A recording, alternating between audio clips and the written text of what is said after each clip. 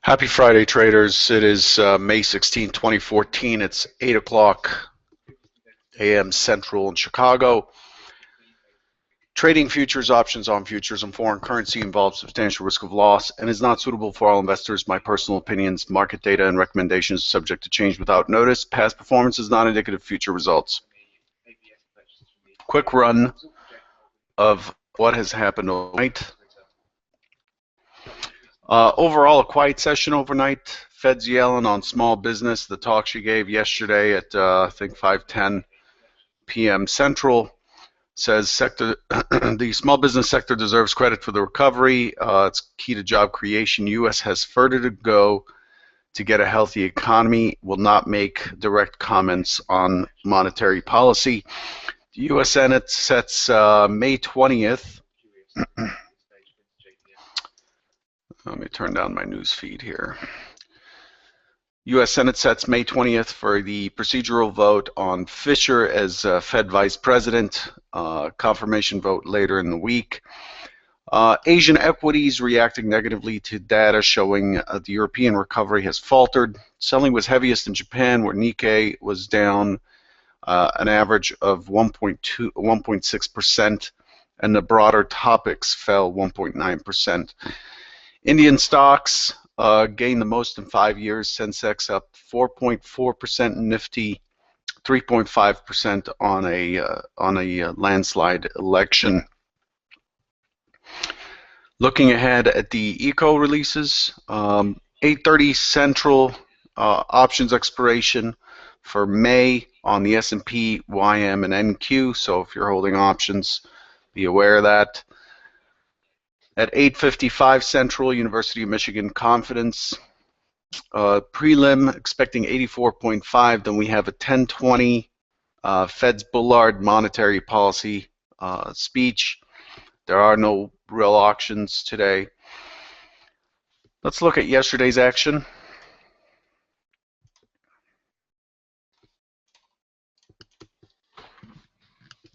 So you're looking at my main ES screen. Just looking at yesterday's overall action, we opened in the open here yesterday. We'll see that we opened, looked like an open auction out of range. In either case, we opened out of range at 81, tested down to 79.75, up to 81.50, and then broke lower to 78.75, up to 80.75. This puts in the opening swing. The opening swing could have been 79.75 or 78.75. Neither one matters. It did look like an open auction, both sides, but really it turned out to be an open test drive. Tested 81.50 level twice to the tick and then pushed away and down. If you remember, 81.50 has been a level it's been sitting around for eons from the March non-farm payroll released on 4/4 or April 4th. Immediately the market tested down to 75, filling in the gap zone here. This is how we expect the gap zone to trade, basically a free fall. Pushed to 75.25 right away, pulled back just a bit, and proceeded to push through the naked point of control from last Friday, all the way down to this 70 area, which was what I had outlined yesterday in my notes, that 70 is the next area down below. If we get in below 75, went right to 70.25 and then pulled all the way back to the point of control to the tick before it proceeded to continue lower. Okay, so it left basically it left a very, very thin trail of volume behind it, which is going to be important today. Selling continued lower to 64.50. Put in the initial balance low right at 64.50. So we went right back to 64.50, this key number that I've talked about over and over and over. Put in the I below there. Then it pulled back and it pushed through to 59.50 by 2 ticks at 59. Remember, 59.50 also is a level that's been here a long time. It was the high of 228, has been in play quite a few times on this in this balance zone. Market moved VPOC back up, so the VPOC kind of shifted down, then up, and it finished at 68 and closed at 67 and a quarter on strong selling on volume delta at the close. So at the close, we see this quick spurt of selling, which is kind of unusual. So let's move this. So right here, as the market pulls back to 69.75, just a tick short of 70. Would have loved to have seen the 70 quarter test of mid on this pullback. I believe that would have been a decent setup.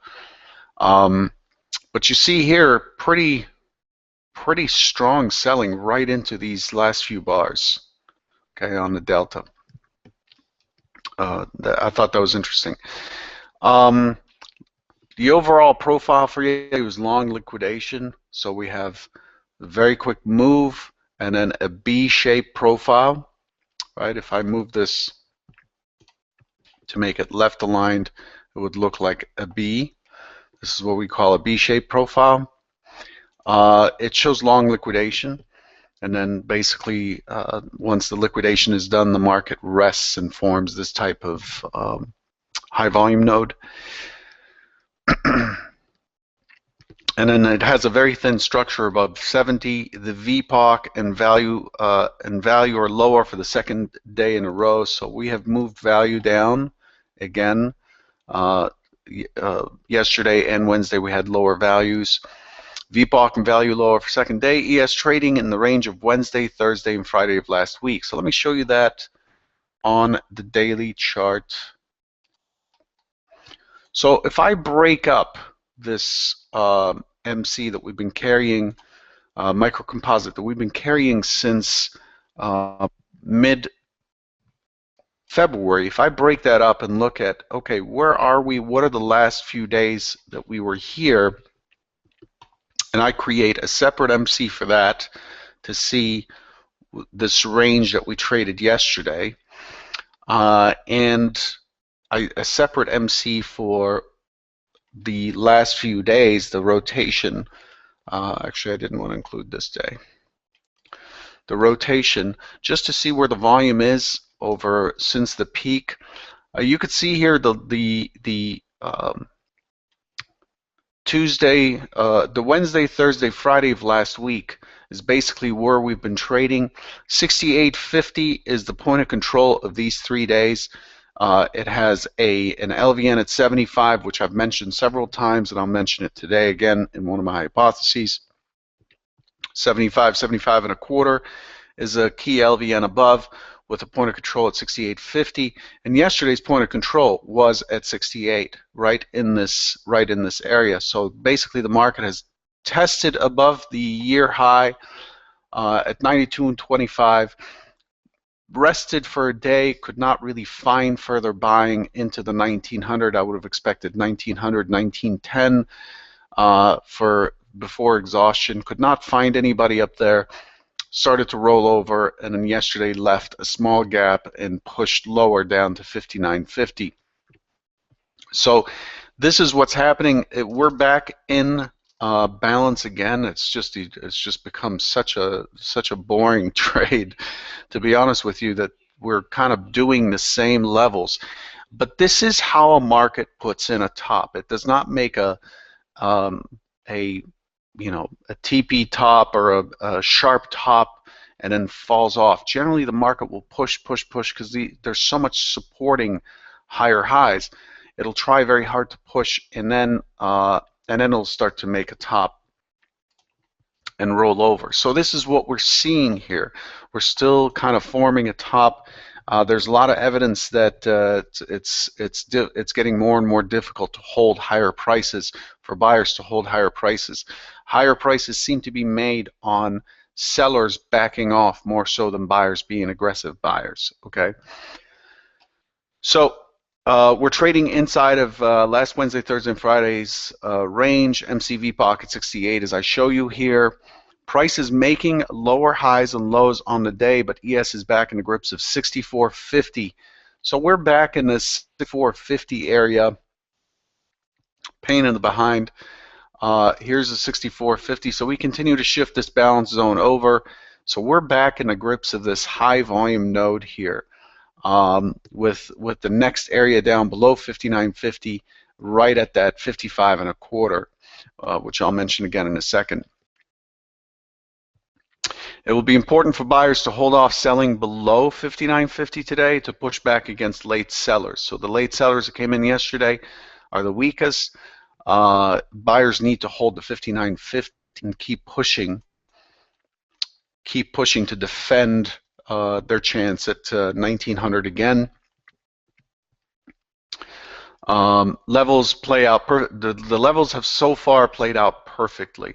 I mean, the way it just rotates to levels and bounces up and then pushes through and bounces up and pushes through and then finds its support. It's doing its testing. That's what the auction does. It tests for prices. It asks, okay, do we have anyone at 81.50, 81.50 bid, 81.50 bid? Anybody want 81.50? Does anybody want 81.75? No. 2 tests, and then boom. The hands turn away from the body towards the body, or from the body away from the body to start selling. It starts to dump, goes to the next level, pushes through, starts to lift again, pushes through to 64.50, starts to lift again, pushes through to 59.50, and then starts to lift late in the day, back, and then forms a high volume node right where we expect it, in the 64.50 zone. Intermediate term in control, not seeing long-term players in here yet. Volume was not such that, the volume and the range were not such that there's real long-term players stepping in here. This is all intermediate term play. So like I said, it'll be important for buyers to hold off selling below 59.50 today to push back against late sellers. Levels play out perfectly so far. Next area down is 55 and a quarter, 46.75. So 55 and a quarter, as noted from a while ago, 46.75, and then we have our 40, which is a weak spot in the profile. 40 has left us with a gap and a weak structure, as I discussed last week. And the next areas up are 70, which is this LVN, this key LVN we left behind yesterday, which is a level we're carrying from Thursday. 70, 75 and a quarter, back up into that gap zone again. 81.50, and then 90 for this point of control from yesterday. Okay, so that's what's above us. Yesterday's low looks well tapered and steady. So when I look at yesterday's low, it looks pretty well tapered. It looks like it really, the auction really went methodically, and interest tapered off, volume tapered off very steadily as we pushed lower.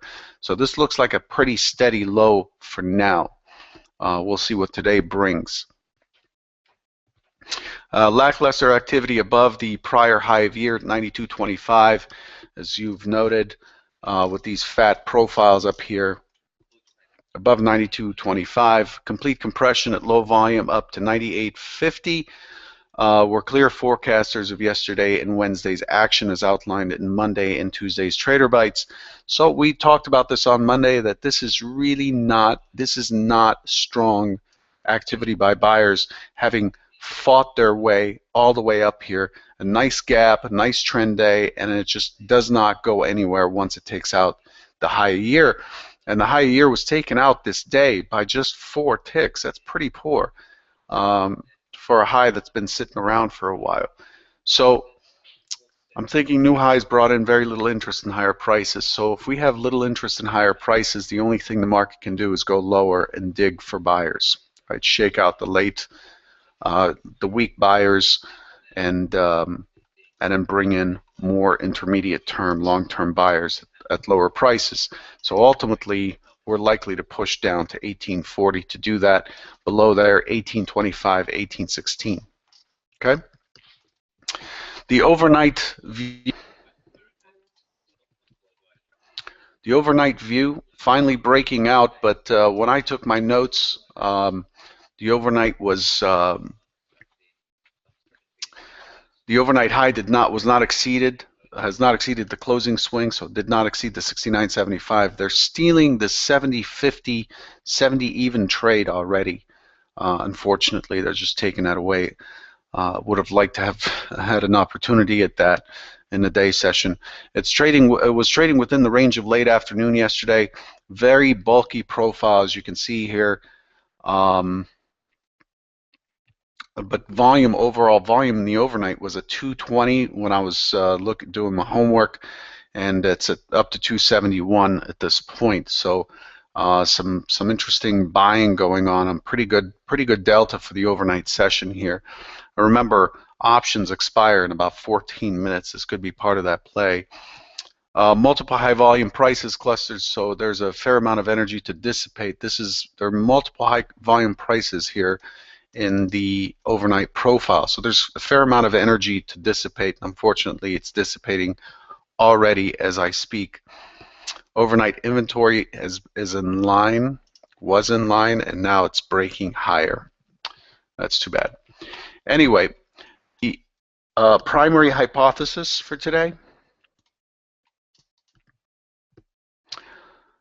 I was expecting it to open in the high volume area here, pushing through. It's playing out my initial, my primary hypothesis playing out before the market opens. Expecting an open auction in range type trade. Given the Michigan number at 855, expecting a choppy two-way trade until the number is out. Lack of commitment early on. Of course, again, this has changed here slightly. I said in my primary hypothesis, I said likely to resolve upwards to retest 70 even, the LVN at 70 even, so looking to get long on indication of buyers are able to push. Like I said, it's unfortunate that it's already happened. It's already happening. So we've pushed to 71.50 at this point. Changes things a little bit. Expecting a responsive seller. A responsive seller above 70 on the day session. If buyers can hold above, then the next level up will be 75.25.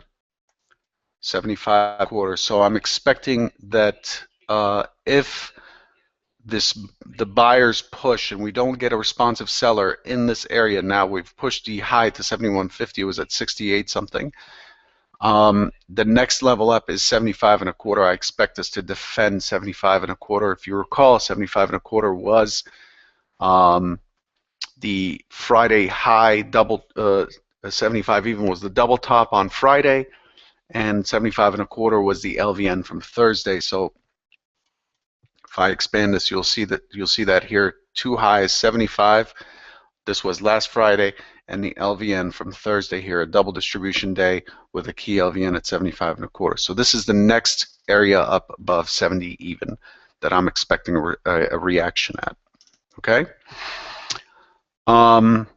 And then my last note for hypothesis number one: I would not sell anything above 70 to 75, and anything above 76.75 to 81.50. I just don't. I think if we start to break higher on pretty good volume here on the open, this area here's got very little in the form of resistance. Okay, so the next step up I would expect to be defended would be 75.25. Yesterday there was quite a bit that stepped in here at 75.75. I think it was about 12,000 contracts, and it fought. Then it immediately broke through. Very thin volume, showing a stop run break, and then participants came back in at 73 and couldn't hold it, and then it started to push through and down. So 75.75, 75.25 is the area I expect to be defended. If that is not defended, it gives us a pretty tight stop area if we're looking short. If that is not defended, I expect us to go to 81.50. That's my primary hypothesis. Secondary hypothesis: open auction in range into the Michigan number again to test higher first. To take out the 70, look above 70 to see if there's any buying interest. If it does not find buying interest, I expect it to roll over. Responsive selling comes in to push prices down to 64.50, which is also yesterday's IB low, 64.50. And then likely then to go into a two-way auction in this high volume area, two-way auction down to 61. That's my secondary hypothesis. I'll just cover those two for now. The video is a little bit too long. Potential additional risks, I don't see any. Headline risks, I don't see any. Again, pay attention to Bullard's comments there on monetary policy at 10:20 Central. I want to remind you again in my closing remarks, it is Friday. It's the end of a week. Fairly dull week early, fairly busy week over the last couple of days. We expect some shaking to happen on the close today, but it's a reminder that it's Friday. This is the day you measure your goals for the week and set new ones. Set realistic goals based on how you did this week rather than what you want. Just like we only trade what we see, not what we want to see. The same thing goes to your goals. You have to be realistic, and in every aspect of life, it's better to accept where you are now and act from that base rather than to not accept where you are now, cause stress, and then continue to build stress by building an image or a picture of yourself that is not based in reality. First, we figure out where we are, we accept it, we embrace it, and then we're free to create a plan to improve and change that. This is what you need to do from Friday to Friday. Also, Friday's not a good day to blow away 20% of your account or to give away a huge amount of your account and to have an emotional roller coaster while you're doing it. If you feel like you're getting on tilt, it's just really important, just as it is for any professional endeavor, to constantly be aware of where you are emotionally, and to acknowledge that and to respect that your emotions are very, very powerful in taking action. They'll overcome your logic more likely than not. So just be aware and know that you're getting into a position where you're starting to fight the market or to overtrade, and step back. Have a daily limit and define the risk you want to take for every single trade by putting stops in. I prefer to scale out, trade multiple units, scale out, secure risk early, and then it frees your mind to actually be objective about the market if you can, if you have an account that's able to do that. As always, this is not for everyone. Trading derivatives is not suitable for all investors, and you have to trade your plan. Don't listen to anyone else's. Otherwise, you're always at the whim and the whim of the market and your emotions. Okay? Good luck, and I'll catch you on Monday.